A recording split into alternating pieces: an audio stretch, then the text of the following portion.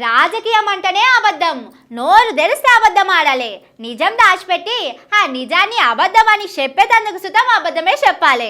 ఇష్టం ఉన్నా లేకున్నా అబద్ధం చెప్పుడే ఇష్టంగా మార్చుకోవాలి. అవును గాని ఆ అబద్ధం ఏంటిది? అసలు ఎవరు చెప్పిరని అనుకుంటున్నారా?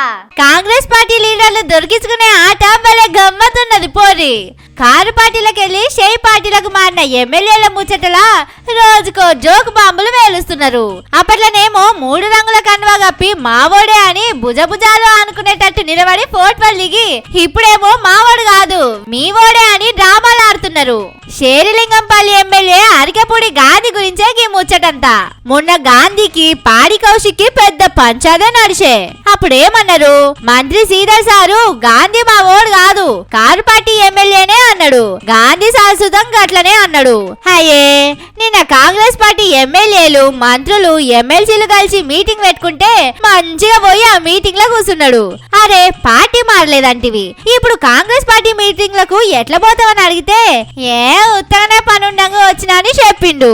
ఇక దీన్ని కవర్ చేసుకోనికనేమో మంత్రి శ్రీధర్ బాబు సారు ఇంకో గమ్మతి జోలి చెప్పిండు. మీరే ఈ నుండి ఏం చెప్పిండో. ఇది ఎవరి నియోజకవర్గం? ఈ నియోజకవర్గ శాసనసభ్యులు ఎవరు? అరకపూడి గాంధీ గారు.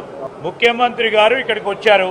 మర్యాదపూర్వకంగా వారిని కలుసుకోవడానికి రావడం జరిగిందని వారి ప్రస్తావన తీసుకొచ్చిండ్రు. మా సిఎల్పిలో వచ్చిండ్రని మీకు ఎవరైనా చెప్పినరా?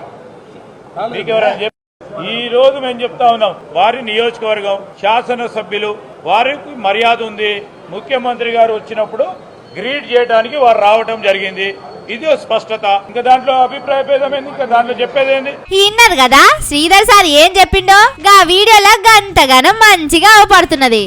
కాంగ్రెస్ లో షరీకైన ఇంకో car party MLA Prakash Goud తోటి కలిసి నవ్వుకుంటా మురుసుకుంటా లోపలి మోకాన పోతున్నాడు. శ్రీధర్ సారేమో వాళ్ళ నియోజకవర్గంలోనే మీటింగ్ పెట్టినాం కాబట్టి ఎమ్మెల్యే హోదాలో ముఖ్యమంత్రిని కలవనీకే వచ్చిండని కవర్ చేయడానికే ట్రై చేసిండు శ్రీధర్ బాబు సారు. పార్టీలో చేర్చుకున్నప్పుడేమో అల్ముకుంటా పులుముకుంటా చేసుకున్నారు. పార్టీ మారిన ఎమ్మెల్యేల మీద చర్యలు తీసుకోరి జల్దీ అని హైకోర్టు చెప్పింది కదా. అందుకే శ్రీధర్ బాబు సారు గమ్మతి మాట్లాడుతున్నాడట.